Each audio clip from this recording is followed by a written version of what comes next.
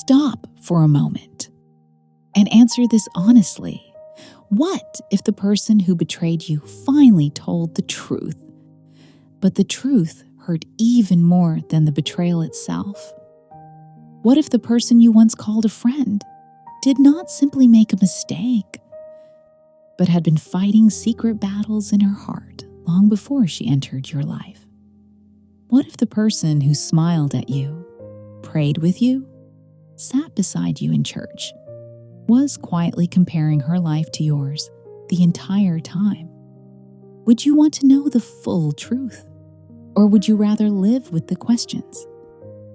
Because sometimes the answers we pray for are not the answers we are prepared to hear. By this point, Jane thought she had heard enough. Enough screenshots, enough rumors, enough painful conversations, enough nights lying awake wondering how everything had fallen apart. She no longer wanted explanations. She wanted peace. Some people believe closure comes from knowing every detail, but sometimes knowing more only gives pain a different face. So Jane stopped asking questions. She stopped searching for answers. She told herself it was time to move forward, slowly, carefully, one day at a time. She prayed, she cried, she tried to heal, and little by little, she began learning how to carry the pain without letting it carry her. Then one evening, her phone vibrated, a message from Sarah. Jane froze. Just seeing the name was enough to make her stomach tighten. For a moment, she considered deleting it, ignoring it, pretending it never arrived. But she couldn't. Her eyes remained fixed on the screen. Open it. Don't open it. Open it. Don't open it. The battle lasted several minutes. Finally, she tapped the message. It was short, simple, almost ordinary. Jane, I need to tell you the truth. Jane stared at the words. The truth? After everything?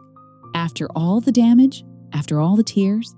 After all the prayers she had whispered through sleepless nights? What truth could possibly matter now? And yet, something deep inside her knew. This conversation was not finished, so she kept reading. Sarah wrote, "When I moved here, I already knew who you were." Jane felt her chest tighten. Her eyes moved slowly across the screen. People talked about your family. People talked about your faith. They talked about how kind you were. They talked about your relationship with Paul. They talked about how God seemed to be blessing your life. Jane swallowed hard. Then came another message. I wanted to be close to you. A pause, then another. Eventually, I wanted to be you. Jane stared at the screen, unable to move, unable to breathe for a moment. Because some betrayals begin with anger, some begin with selfishness, but others begin with admiration that slowly turns into envy. An envy so quiet that nobody notices it growing, not even the person carrying it. Sarah continued. She admitted things Jane never expected to hear. She admitted that every compliment Jane received felt painful. Every celebration felt personal. Every achievement felt like a reminder of what she believed she lacked. She confessed that being around Jane made her feel invisible. And instead of bringing those feelings to God, instead of allowing Him to heal the insecurity in her heart, she fed it. Day after day, comparison became resentment, resentment became jealousy, and jealousy eventually became destruction. Then came the sentence Jane would never forget, the sentence that seemed to stop time itself. I did not steal Paul because I loved him. I wanted to know what it felt like to be chosen over you.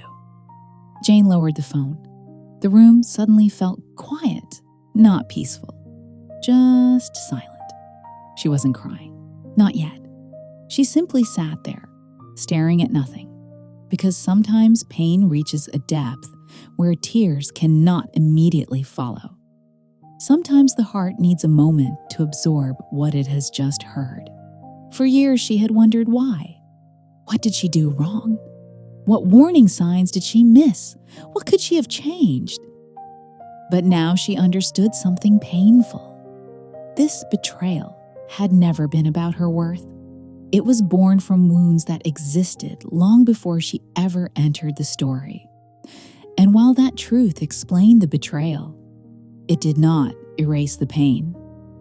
A few days later, Jane found herself talking with Michael again. They sat quietly beneath the fading evening sky. After listening carefully, Michael asked, "Do you want comfort? Or do you want truth?" Jane looked away. For a long moment, she said nothing. Then she whispered, "I want peace." Michael nodded, then gently replied, "Peace built on avoidance eventually collapses." Jane felt the weight of those words because she knew he was right. Avoiding pain feels safe. Avoiding truth feels easier. But healing requires honesty. Even when honesty hurts, even when it reopens wounds, even when it forces us to face things we would rather forget. Jesus said in John 8:32, "And you will know the truth, and the truth will set you free." But he never promised the truth would feel comfortable.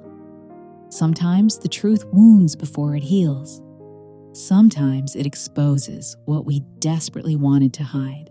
Sometimes it cuts the ropes that have kept us tied to confusion for years. And when those ropes finally break, freedom can feel surprisingly painful at first. But it is still freedom. So now the question is not only Jane's, it is yours. If the full truth would hurt you, would you still want to know it? If knowing the truth meant reopening old wounds, would you still seek it? Would you choose truth? Or would you choose avoidance? Would you trust God enough to face reality, even when reality is painful? Because not every truth heals immediately, but every lie keeps you trapped. And sometimes the first step toward healing is having the courage to stop running from what is true. If this story spoke to your heart, type, "Truth leads to freedom." And remember this tonight, God can heal a broken heart, but he can also heal the wounds hidden beneath it. And nothing is beyond his power to restore.